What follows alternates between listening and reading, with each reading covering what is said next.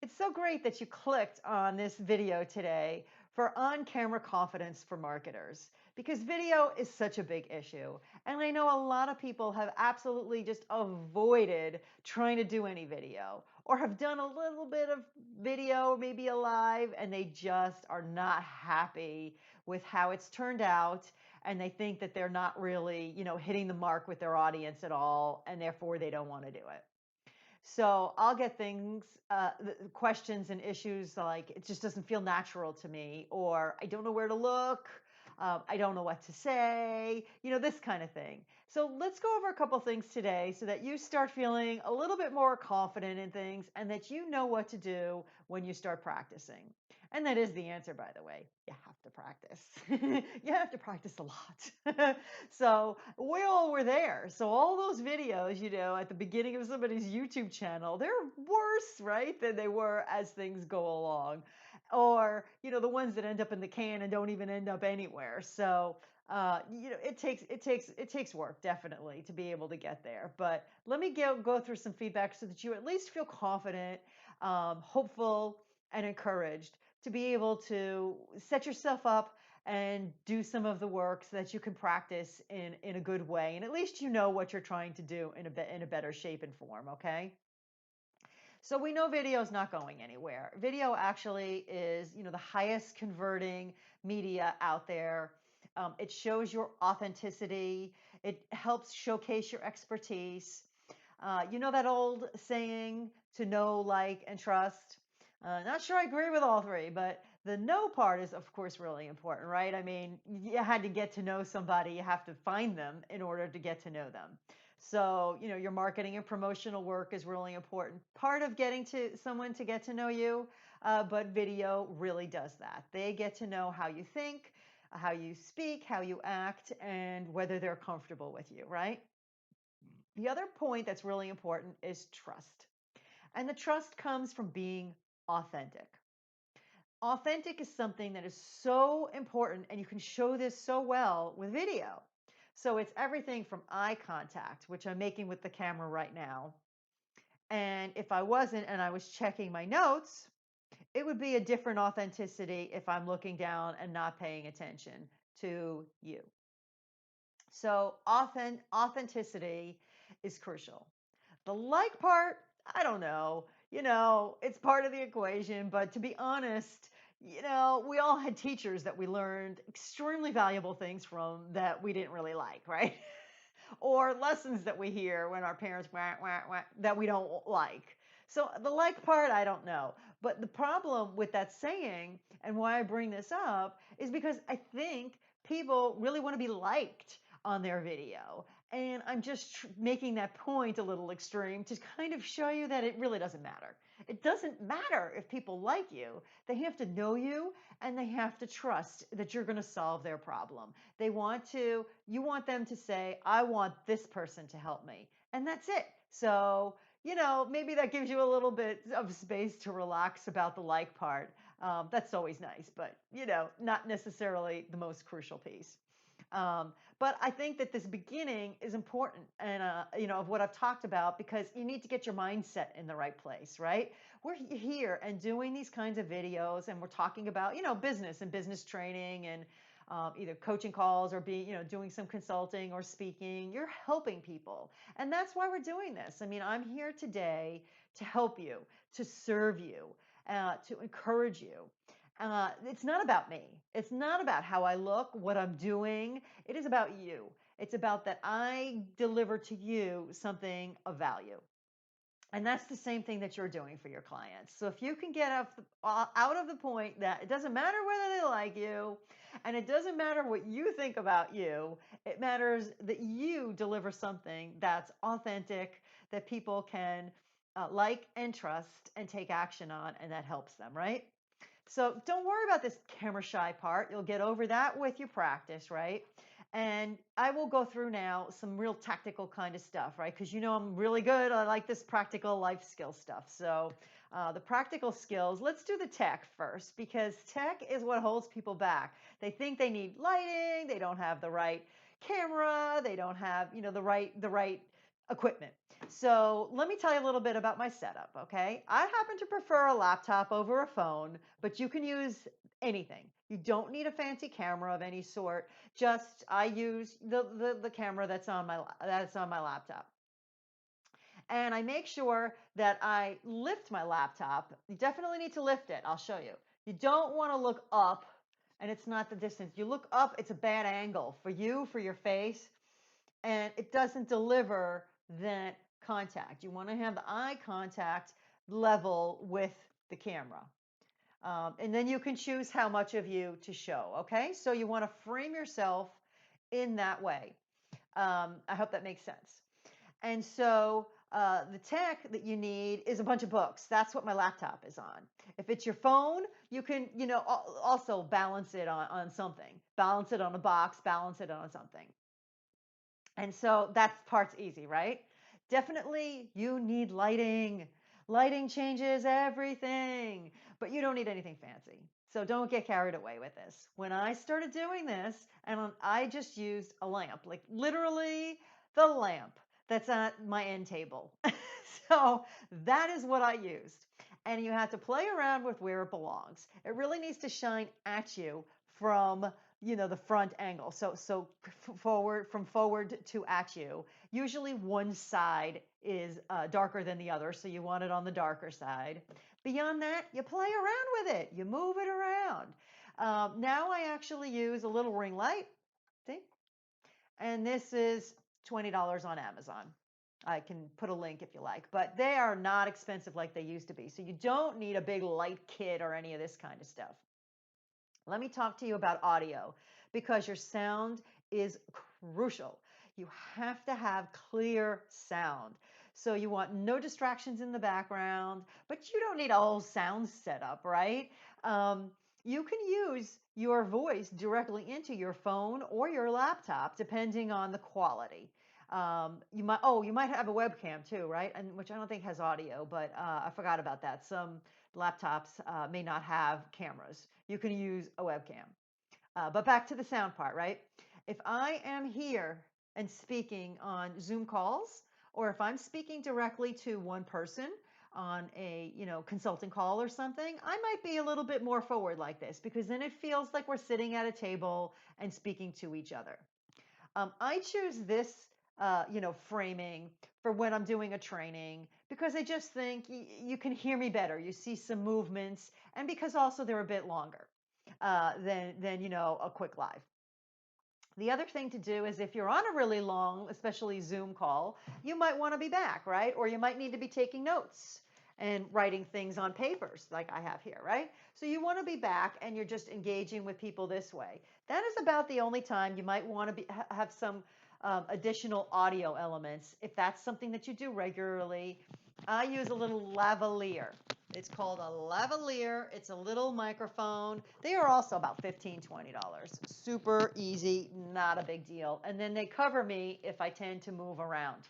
Um, that's it on the tech, okay? So not a big deal, mostly free, right? We talked about the framing. The background is also incredibly important. So I choose to do like my really basic background. I like videos when I can engage with the people and not worry about everything else going on. I know people like to show their offices, and I think that's good. That can work in a lot of instances. It shows you're hardworking and people like that. Or it shows what you're about. It shows a little bit about your style, which could be very valuable depending on why you're doing the video. For me, I just like the plain background. But one thing you don't want to do is have the real busy background behind you. And the busy could be anything from these fake, virtual backgrounds. I wouldn't use them at the beginning unless it's just with a friend or something. I wouldn't really use them for these business purposes. I definitely would not do like a fake office, unless you're in a scene where there's no other option, and then yeah, you can throw up something. I still would use a blank screen, but you choose what you like. One thing to avoid is a wall that has a lot of elements on back of it. I have seen videos that where people have, photographs or, things on their walls that look like things are coming out of their ears or coming out of here.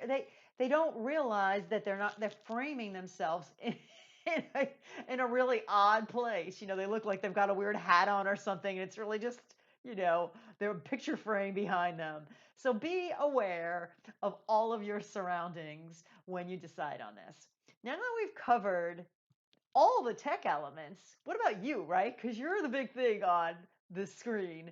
And that's what people say, but I don't know what to wear. I don't know how, I don't like how I look. I don't like how I sound. So let's go there for a minute, okay? The first thing to do is figure out what to wear. We all feel differently based on how we dress. So if you are dressing for, a fancy event, you feel one way, right? You feel regal, you feel fun, and you feel ready to go to that event if you dress a certain way. If you're hanging out at your house, you put on completely different clothing and you feel different that way. So you do want to be specific on the clothing that you choose when you do important videos. Choose a couple of outfits and just use them. I actually have a section of my closet where I hang a couple of shirts, and these are my, Zoom and training video clothing. So, you don't have to make a big deal out of it. The one thing that I would like to make sure that you understand is don't do big patterns. It's the same distracting issue. And do choose things that are solid. Solid colors work really, really well, or light patterns. Colors matter. White, black, and red. I know.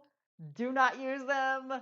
This might be your favorite colors, or it might be your wardrobe. Don't try not to use them too much because they wash you out. They lose weird shape from the lighting.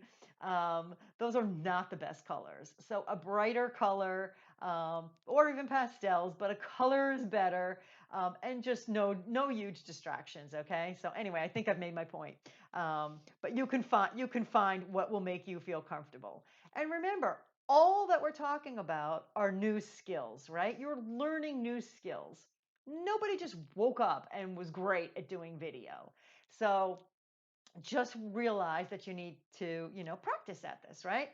And how you feel is partially what you're wearing and then partially part of the practice. So let's move on to that. Like how you feel before you get on the camera will set you up for when you're ready to hit that, record I'm ready button. So get yourself in a good mood, whatever that takes. I'm high energy, so like I'll do a couple jumping jacks. I'll do that and smiling. So you don't need to be high energy. This is your personality. Remember, we are looking for authentic. So if your personality is more quiet or you feel more introverted, then be that, because that is the audience that will be attracted to working with you. So if you are delivering serious information, in a training way, then you be that person. Now I'm trying to show you, different ways of being on camera. And hopefully you'll see that if I was delivering, scientific information or hard information, then that would be more appropriate than the way that I'm delivering it to you now, right? So you can change. This all comes from practice. But how you feel before you get on the camera is important. So do that prep. Smile a lot, get in front of your mirror and maybe practice a couple of expressions and do things until you're comfortable. You feel good on the camera, it's going to come across, okay? And then the other thing to prep that's really important is what you're going to say. And I don't mean a script, like every word, okay? Because this is not acting, and this is the exact opposite of that. But the more comfortable that you feel in what you're saying, then you won't be focused on it, right?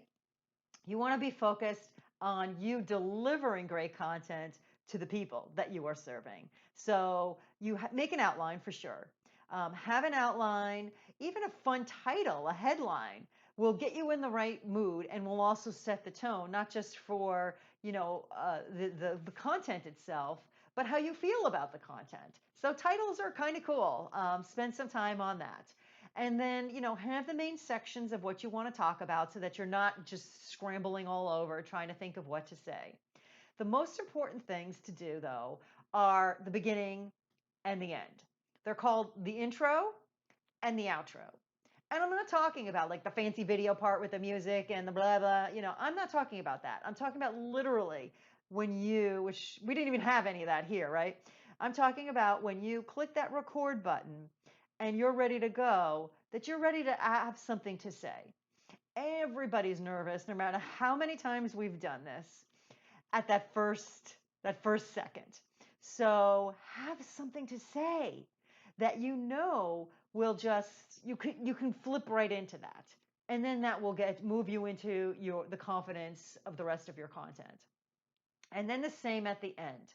Have something that closes the way that you're speaking so that you're not just fumbling around and going, where do I click? Oh, bye, everybody. You want to have a close that is authentic and still part of the presentation that you have delivered to someone. So don't be scrambling through parts of this, right? You may need to practice your content a couple of times or not, I mean, even the lives you can practice first. But make sure that you have your content and make sure that you end on a note that you're ready for.